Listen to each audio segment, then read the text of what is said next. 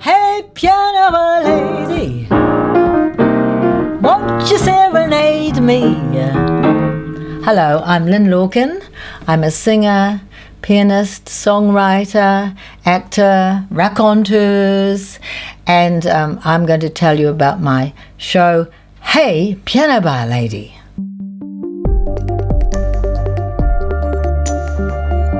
So, the origin of the show. Back in 2009, I was invited to do a house concert in Berlin in an apartment that had a beautiful Bechstein Grand. Now, at the time of the invitation, I was actually touring in Spain with the Jews Brothers Band, which is the band I front as the singer.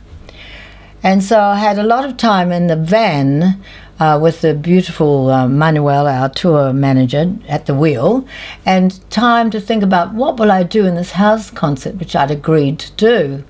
And I thought, I won't just do any old gig, I'll do a show. I'll devise a show, because it's about time I did another autobiographical show. You see, I've had this very colourful, interesting life, and I've chronicled it in song. And, you know, momentous times I get inspired to write songs, to at times of great, events, joy, sorrow, things that have happened to me, wonderful experiences, interesting things, and I write a song. I delve into the experience and I create a song from it.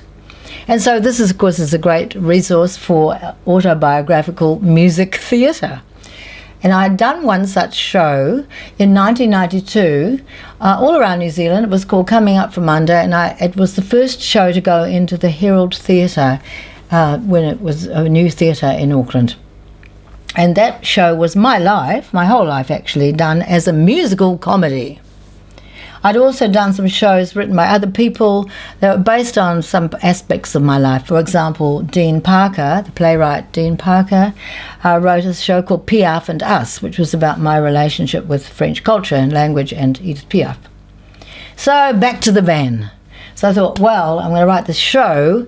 And so I thought a bit more about Berlin. Well, Berlin is a jazz town.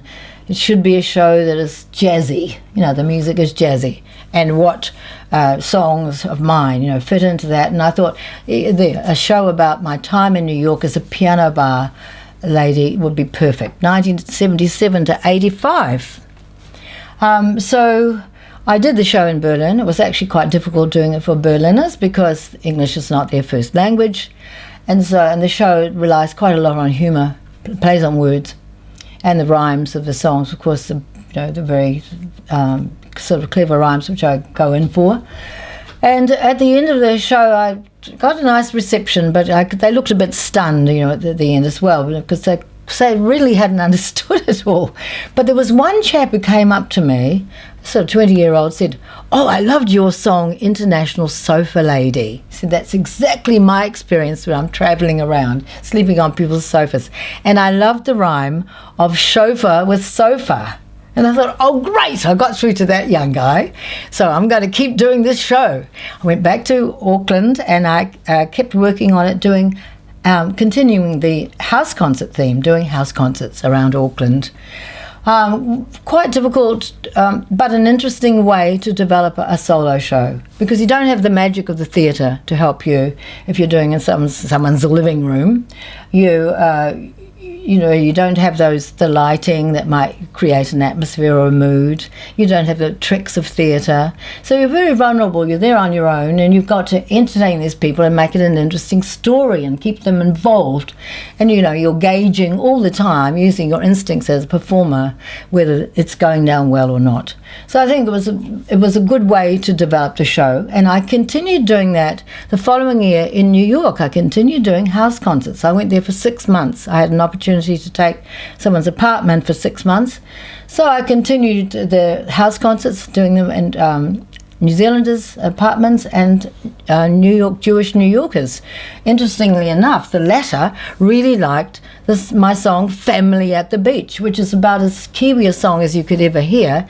And they loved it. They always were asking me to do "Family at the Beach," do it again. So I don't know why. Go figure, as they say in America.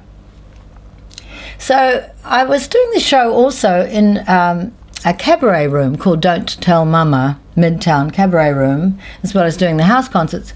And after one of those shows, a chap came up to me who was very an expert in music theatre, and he said, you know, if you ever want to do that show in a theatre in New York, which you may well want to one time, you'll have to replace all the covers. You can't have covers in a theatre in New York because it's too expensive, and they won't put you on. So I had 4 covers and 7 originals. So I thought, right, I'm replacing the covers. So I had to replace them with other songs that I wrote myself. For example, there was a song, End of a Beautiful Friendship, which describes the moment of this, well, it was sung by Nat King Cole, actually, which describes how this deep friendship suddenly blossoms into romance. And it goes like this. This is the end of a beautiful friendship that ended a moment ago. And then at the end of the song goes, this is the end of a beautiful friendship and just the beginning of love. So, in my pajamas, in this apartment on West 15th Street, with this dinky little electric piano someone lent me, I wrote this song. Love slipped in, what a surprise. I saw that look in your eyes. Love came riding into the fray. We didn't hear even a hip hooray. So Love Slipped In, quite a jazzy little number. And there was one of the covers I did was a song written by Paolo Conte, Happy Feet, which at the end, in the coda, it allowed me to go out from the piano, Charlestoning, come back, play some chords, go back out, Charleston, come back, play chords. And I really liked that moment. And I thought, well, how the heck am I going to replace that? So what I did is I took my song about getting my green card, which is an Irish jig. I got my green card today, which is all about the joy of getting your green card and discovering that it actually isn't actually green. And the chorus had been a sort of morphed into a gentle bossa nova, and I made it into a full-blown cha-cha-cha, so I could dance. In America, and do with you the green card cha-cha-cha. So dance out, come back, play my chords, dance out again, and and so on. Now, because I was back in New York, where it all happened, I sort of delved further into the sort of, the meat of the show. For example, I realized that the golden age of piano bar was no more.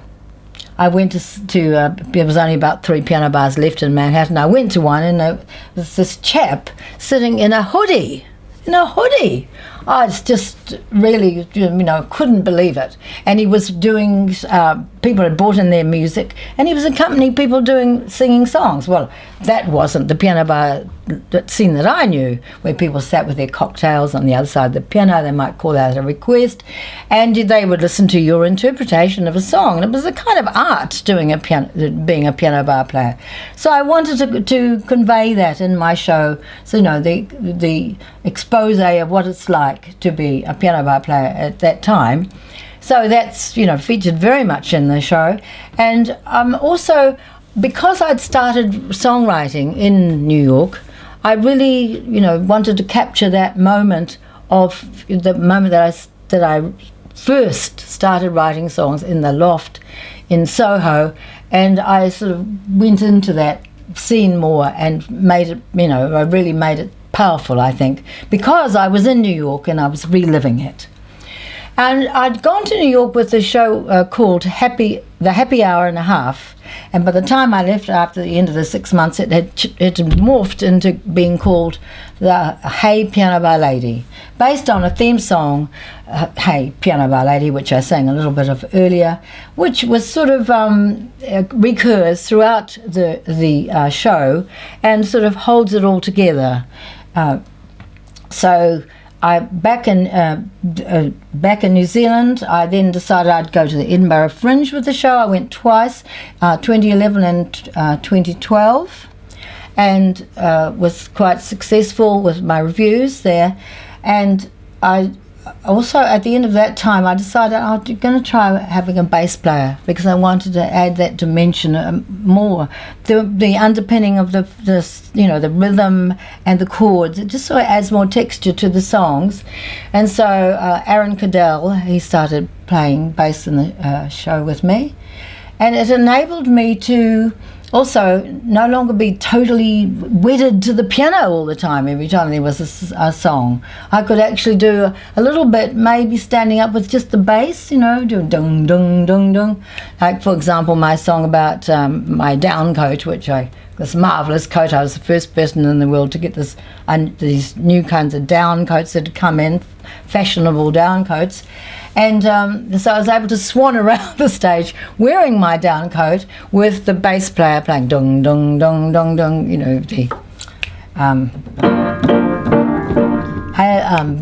My down coat song. Oh, I've forgotten how it goes.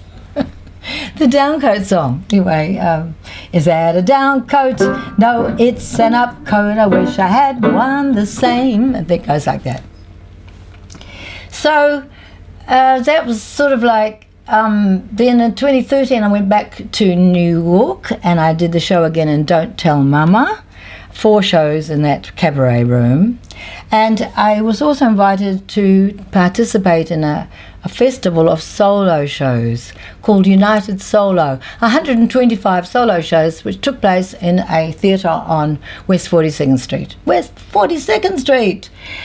And I was given the Best Cabaret Award at that festival. So I thought, well, I probably won't do that show anymore. Then in 2018, the Writers' Festival in Auckland asked me to revive it and do it. I did it there, one performance, and it really went well. And I was thinking, well, New Zealanders have not seen the show. And it's really a New Zealand show. It's got so much New Zealand humour in it, and the way I react to the experience is so New Zealand. And so then I was talking to David Charteris, the director, and he said, I'll direct your show if you want to revive it. And he's a wonderful director for comedy, and he said, I'll help you with the movement so you can be freer to move around the stage, because I was worried, because I'm nervous about moving. Does it look good? I didn't know. And so that was added another dimension, of course.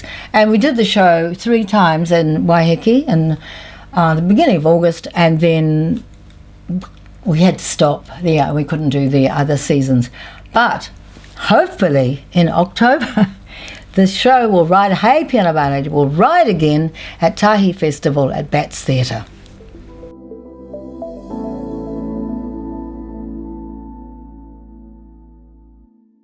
Guess what? What? Forgot